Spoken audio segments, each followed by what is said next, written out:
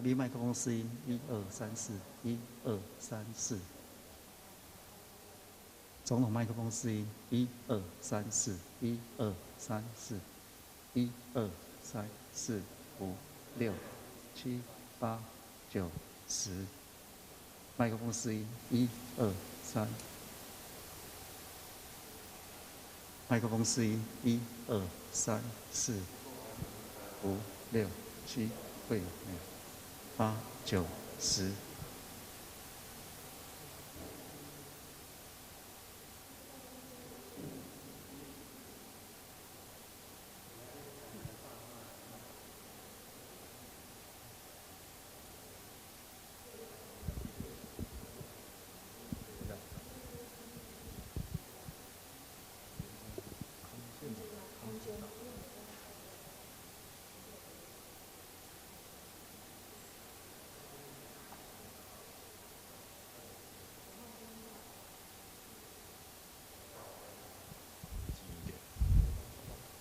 等一下，我们可以说。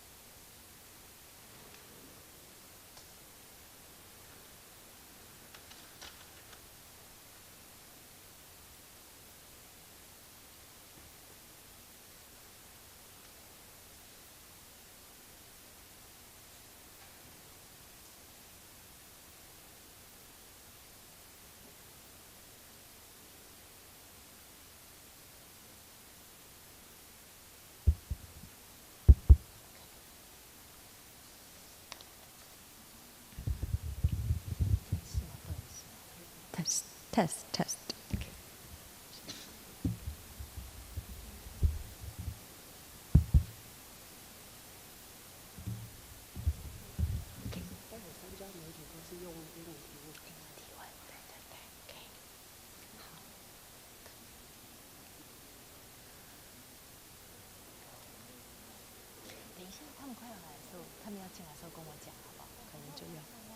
不，你在这里，你会贴吗？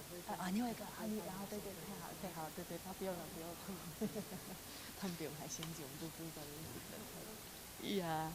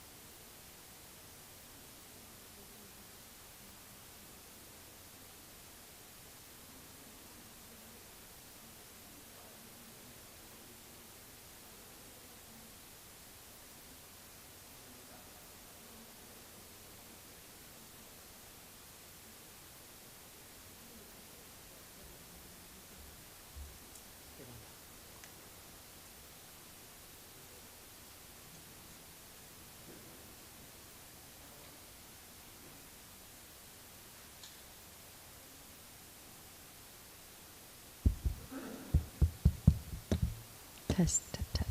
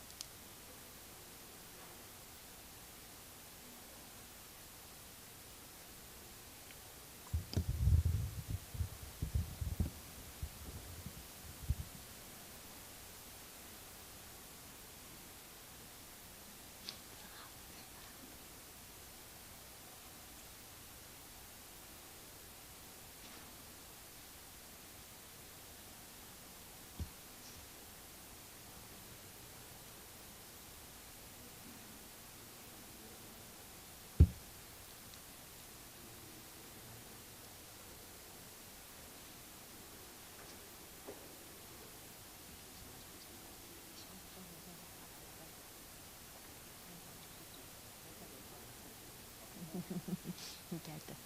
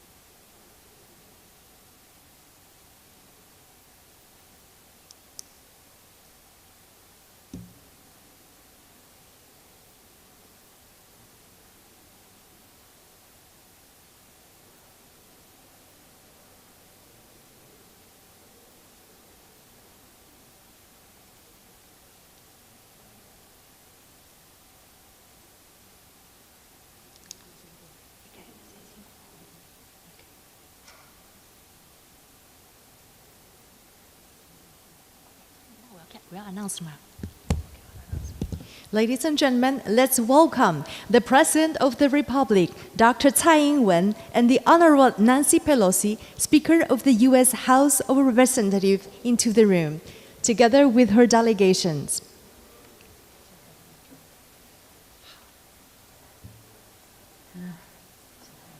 There has been so much press every place we go. And then you can take your seat, and so we can proceed with the Q&A. And before that, I will invite our President and the Speaker to deliver their remarks. So please take your seat. Thank you very much.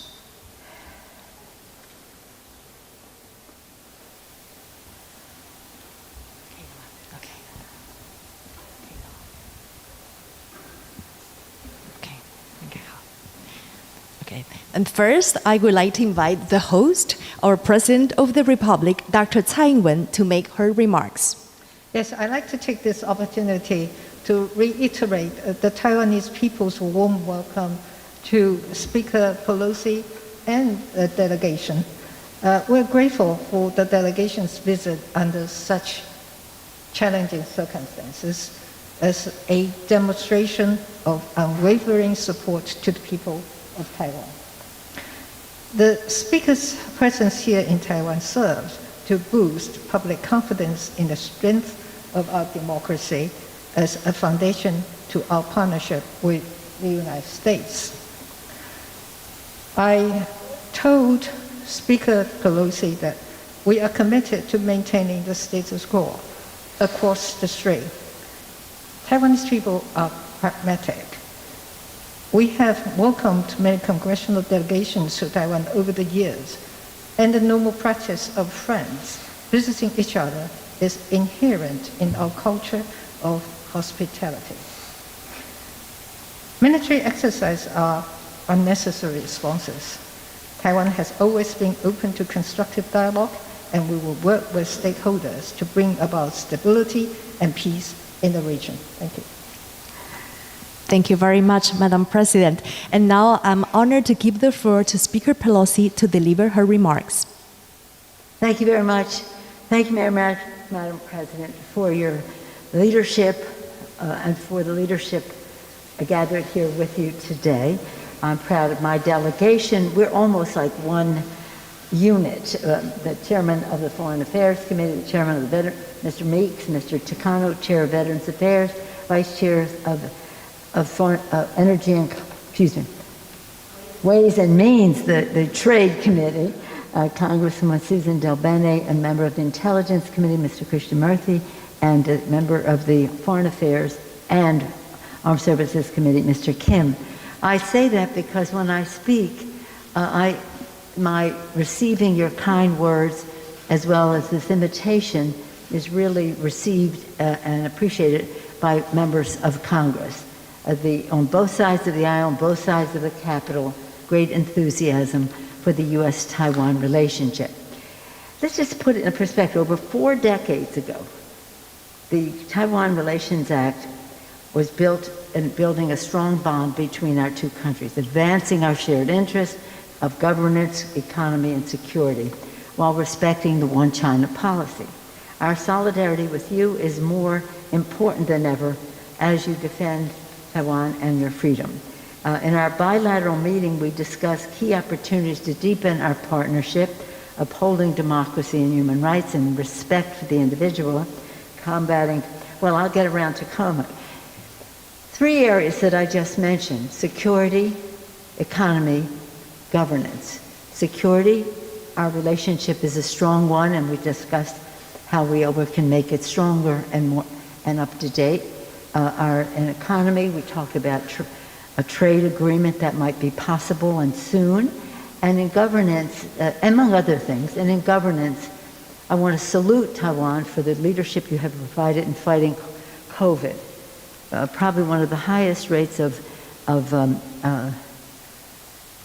vaccination, but also the lowest number of deaths from COVID, a real model for the world. It's about science, but it's also about community acceptance of a plan, and that is called leadership. So thank you for that, a lesson to all of us. And so as we deal with those 3 areas, we come here following the President's lead on the Indo-Pacific economic framework. That's interesting. We support that. Again, in terms of security, economy, and governance. Taiwan's not part of that, so we want to build a different set with the economic package, with our security package, and a trade agreement, hopefully, that is imminent. So this is a very important time for us because we came here to listen and to learn about how we can do this more effectively, really achieving the goals for Taiwan that we all aspire to but don't understand as fully as we do now because of this trip. So again, it's a great pride for us today, the first woman speaker in the House, meeting the first woman president of Taiwan. We have some enthusiasm for that, and again, we're very proud of our representative, Sandra Aldkirk, and I'm proud of my colleague, Susan Delbene. So they took a moment to take some pride in women's leadership. Again, our delegation came here to send an unequivocal message. America stands with Taiwan. Thank you, Madam President.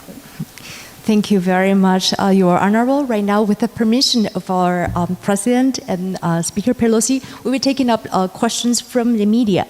So we'll proceed right now taking the first questions from Taiwanese media, and it will be raised by Mr. Joseph Ye from CNA. Joseph? President Tsai, Madam Speaker, I'm Joe from the Central News Agency. I'm representing more than hundreds of Taiwanese media. I was given one question, so the question will be a little bit long, so please bear with me, because we have waited for 25 years for this chance. So you're the first House Speaker to visit Taiwan in 25 years, so do you foresee that your visit will bring up even more similar high senior official U.S. to visit Taiwan in the future, or maybe future speakers? This is the first part of my question. And the second part is, in accordance with Taiwan Travel Act, high-level visit a two-way thing. So a lot of U.S. congressmen has proposed President Tsai to speak at U.S. Congress, if possible. Do you see that it could realize anytime soon in the near future, especially under your leadership in the House? And the final question is, I'm sorry, 25 years again, sorry.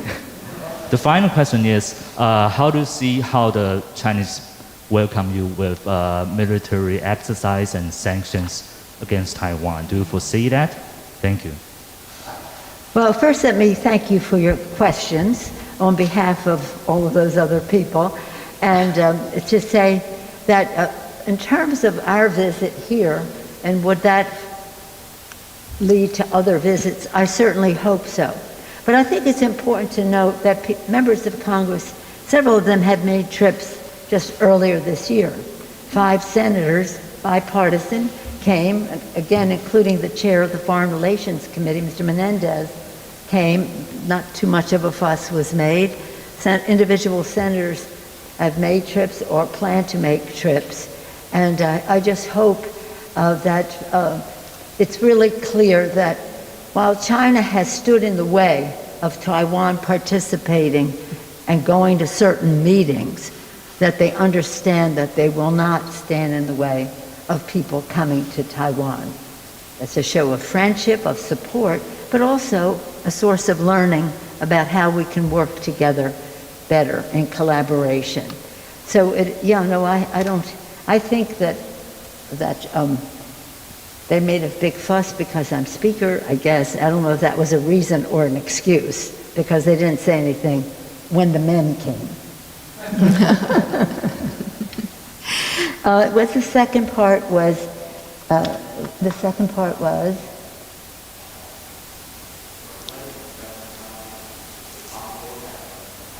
Invited to the U.S. Congress to make. Oh, that was the third part, but I'll go there. Okay. That was the third part I thought. We haven't had a joint session in probably 3 years in Congress, partially because of COVID, but even before that it was Christmas and all that. So we haven't had many joint sessions, but we have tried to accommodate visits by bringing together, both sides of the aisle and both sides of the Capitol. And I would hope that that opportunity would be there. The joint session has become something, again, because of COVID, we aren't able to. It's even hard for us to do the President's State of the Union address, because you have to space and you have to time, and, well, here we are. I don't know.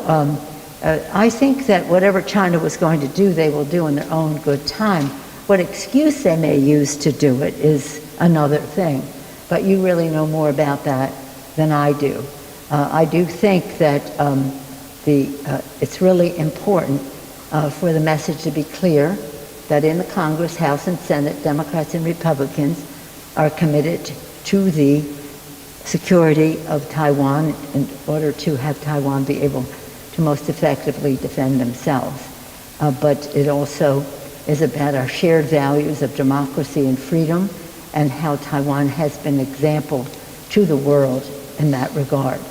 And whether it's certain insecurities on the part of the president of China as to his own political situation that he's rattling a saber, I don't know.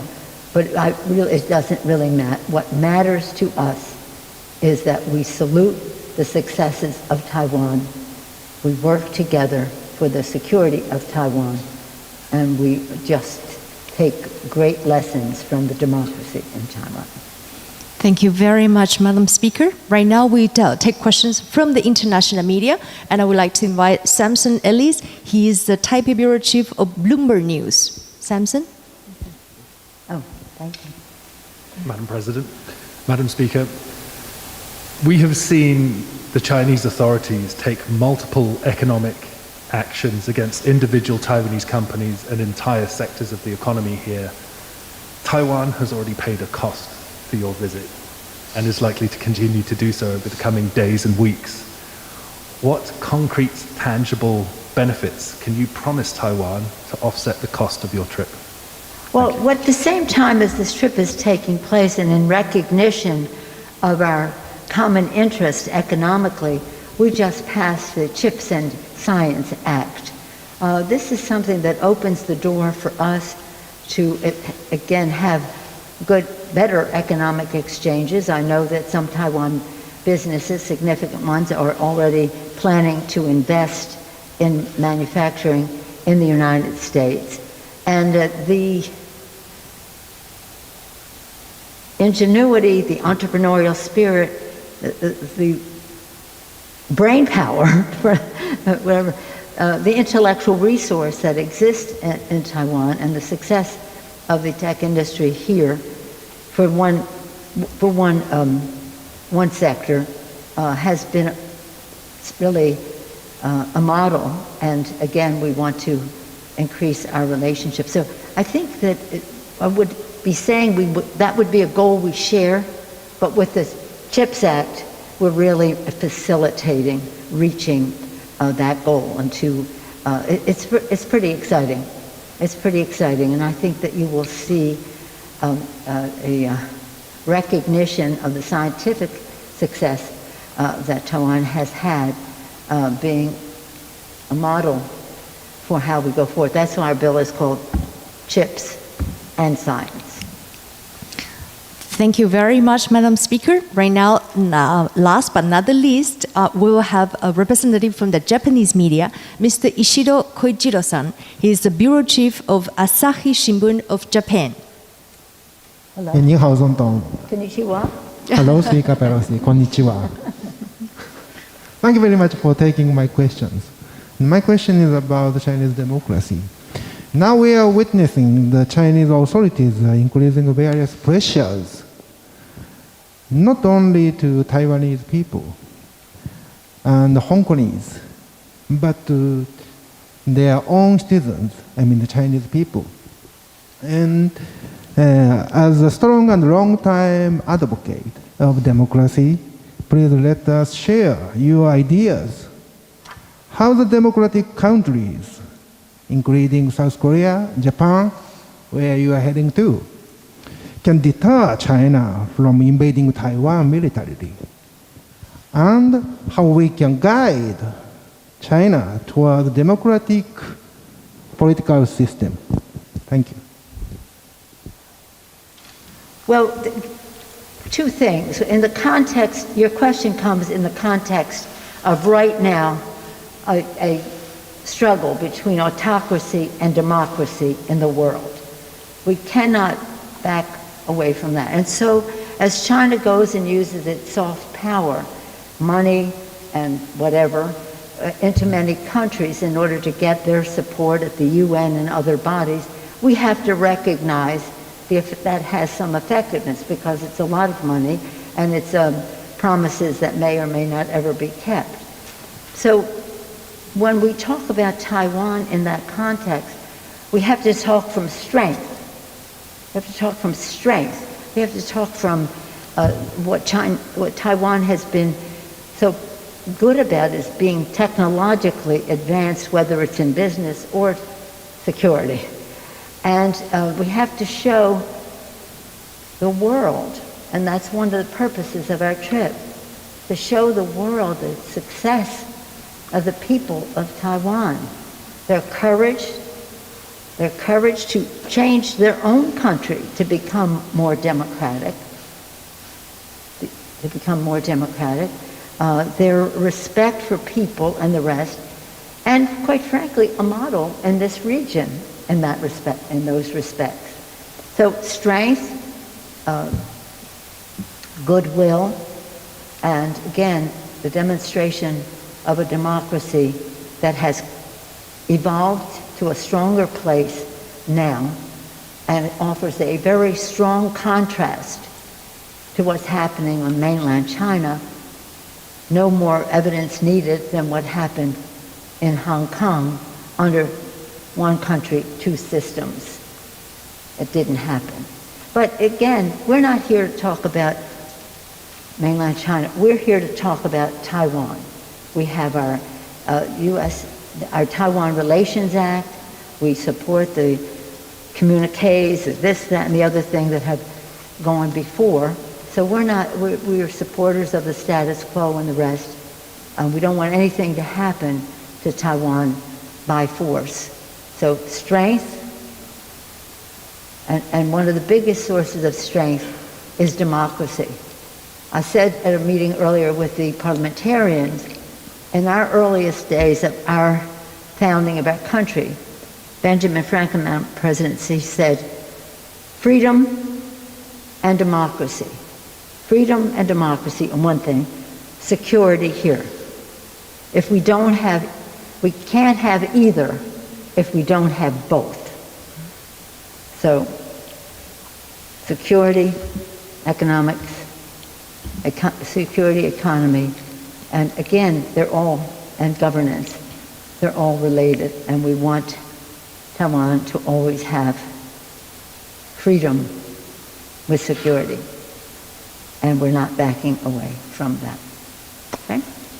Thank you very much. Anything you'd like to add to anything? Okay. Thank you so very much, ladies and gentlemen. Today's event is especially important because we are witnessing the historical visit of Speaker Pelosi to Taiwan to convey the message of the U.S. support to Taiwan. So we know, in a challenging time like this, Taiwan is not alone. We also would like to thank very especially to President Tsai Ing-wen for her leadership, her resilience, strength, and wisdom shown in leading Taiwan. Also, our sincere appreciation goes to the distinguished members of the U.S. Congress who accompanied Speaker Pelosi in her trip, and your friendship means a lot to us. Thank you so much for being here in Taiwan. Also, thanks for the presence of so many officials from the U.S. side, from the Taiwan side, whose effort made this event possible. Thank you also very much to the media friends with us today, and also hundreds right now watching the live transmission. Thank you very much to you all. Have a great day.